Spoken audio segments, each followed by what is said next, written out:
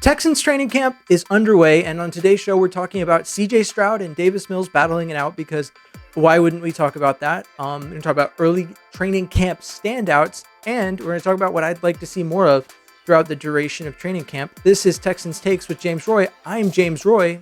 Let's get started. Before we start, if you like what you see in this video, you can get more content like this by subscribing to this channel and dropping a like on this video and maybe giving a comment. I'd love to hear what you thought. Anything constructive or otherwise would be great. If there was ever one thing that kind of sums up how early training camp is going between, Davis Mills and CJ Stroud, I saw someone on Twitter block the phrase Davis Mills, crediting the writers. The writers in Houston are all talking about Davis Mills because why wouldn't they be? It's all about how he's comparing to CJ Stroud, and it just seems like it's flooding the timeline. What is Davis Mills doing? Why is CJ Stroud not doing better? Is this competition worthwhile? I mean, we've run our course on that conversation, but that being said, as someone who talks about the Texans, I feel like I kind of have to talk about it. I've been very clear leading up to it. I mean, throughout the offseason, the Panthers 3 separate times announced that Bryce Young was the starter, as if they didn't very early in the offseason say that he got it after they said that Andy Dalton was the starter. It was weird to see them do it again. It was interesting, but it rehashes the same point, which is that if they believe this early in the process that Bryce Young is their QB1, why have the Texans not shifted to that train of thought with CJ Stroud? And I think what it comes down to, as someone who definitely thinks that there's no point in dilly-dallying on this decision, there's no point in prolonging it just for the sake of a competition. If you think he's got it, you give it to him. I chalk it up to D'Amico Ryans. He's very firmly rooted in the it's a competition, earn it.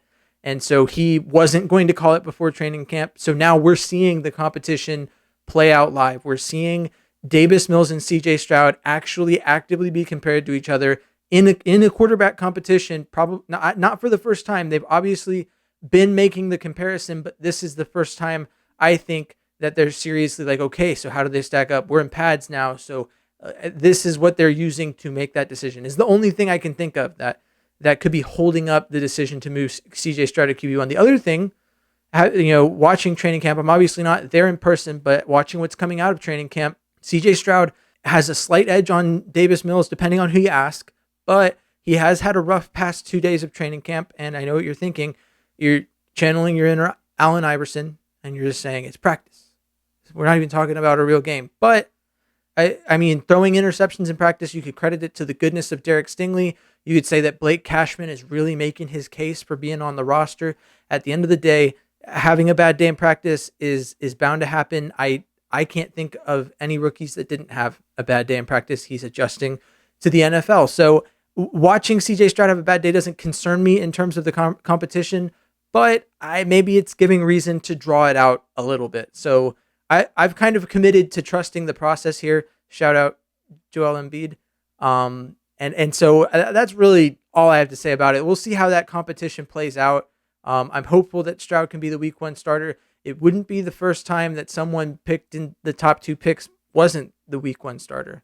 To give you the list, and now these are all the number 1 overall pick, not CJ Stroud, but it still stands to be the top 2 pick. But to give you the list of quarterbacks that did not start the first game, some of these quarterbacks didn't even start a game in their first season.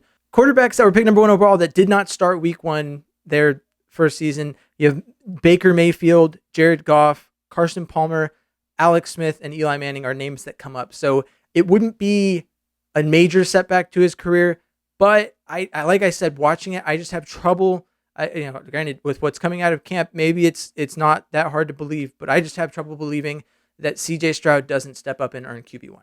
Going around training camp, and now a lot of this, I'm reading Cody Stutz's Substack that he just started, the Houston Football Substack. I highly recommend that you subscribe to it. It's really good. He's been putting out 11 observations from every day of practice, and some big ones that I saw. Juice Scruggs is picking up the offense quick, and I saw this one from other sources too, but D'Amico Ryans said that he was specifically shouted out at team meetings, and he's been doing really well. He's grown on me. I will be the first to admit, and you can look back on this very channel and you can hear my immediate reaction to that pick.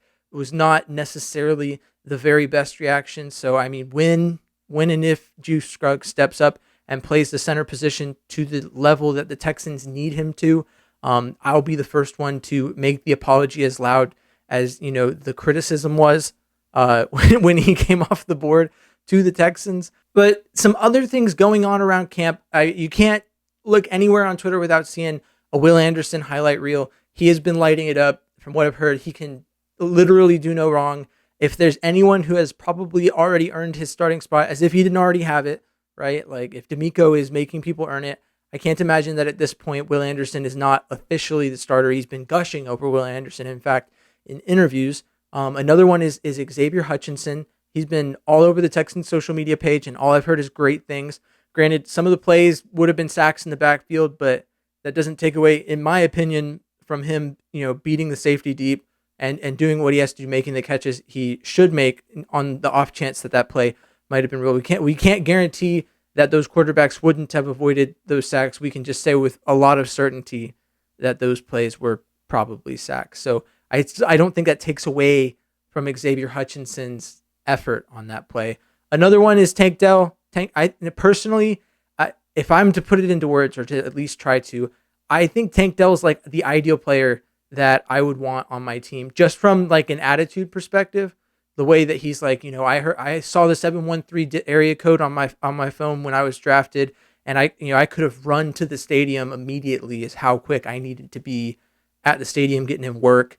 I am so glad the Texans made the move to pick up Tank Dell, and I said it before, I'll say it again. I need Tank Dell to be one of the greatest wide receivers that's ever played for the Texans. That I need that to happen this season. He needs to take that step because it's like Corey Julks on the Astros, essentially, watching him step in. Like, it's a shame to see him in his slump recently because I just really like the hometown story. The guy who went to the UH, comes in, plays for the pro sports team in Houston, and does his thing. So I need that to happen. A couple of other players that have stood out, the young linebacking core, Henry To'oTo'o, Christian Harris, Blake Cashman, all guys that have stood out. The linebacker is going to be a tough position to make cuts at, and that's a really great thing considering early on in the offseason, one of my biggest concerns personally, and something that I saw a lot throughout, a lot of people that talk about the Texans, was whether or not there was enough strength at the linebacker position, even with the additions we made of Denzel Perryman, Corey Littleton, and, having Christian Kirksey on the roster, who is no slouch. It's going to be tough picking who makes the roster at that position. And lastly, the secondary as a whole is great, but one person I've seen a lot of is Derek Stingley. And if Derek Stingley can step into the role that D'Amico Ryans has for him in this defense, and a marked improvement in terms of what his fit is in a defense relative to last year, I would expect to see Derek Stingley make up significant ground on the discussion between who's better between him and Sauce Gardner. I don't think it takes just one season for that discussion to just go away.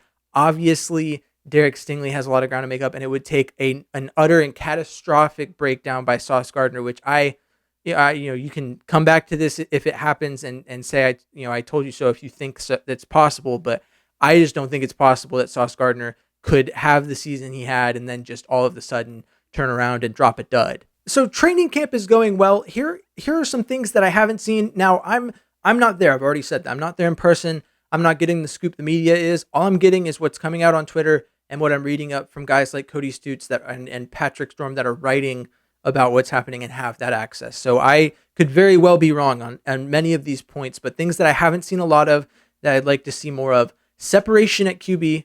I said I wasn't going to talk about it anymore, but I'll just briefly say it feels like Davis Mills is lingering in this competition for longer than some of us expected he would. I know it's just very early in training camp, so I'm not going to make too much of it, but I'd like to see CJ Stroud start to separate himself and even Davis Mills separate himself. I just want to see a very clear picture of who will be quarterback week one. I just want to know the answer. I'll admit, I've said it before, I'd be disappointed if our number 2 overall pick is not out there on the field taking the snap as the starter week one. But the curiosity in me is going to get the best of me. I just as soon rather know, regardless of what the result is, who's going to be out there week one. I've made a point to mention it. There's been one John Mechie highlight that's came out of camp. I've heard good things, but I just like to see more of Mechie. That's what I've got. The young receivers on the team, Tank Dell and Xavier Hutchinson, along with John Mechie. If those 3 guys light it up, we know we've got what CJ Stroud needs, and we're just like one wide receiver, one short. Nico Collins has in the past been a training camp hero. He's looked good in training camp. I'd like to see him translate to a regular season game, but I'm not holding my breath for it. So, I mean, if we have everything short of a wide receiver one, we just got to hope the Browns suck next year.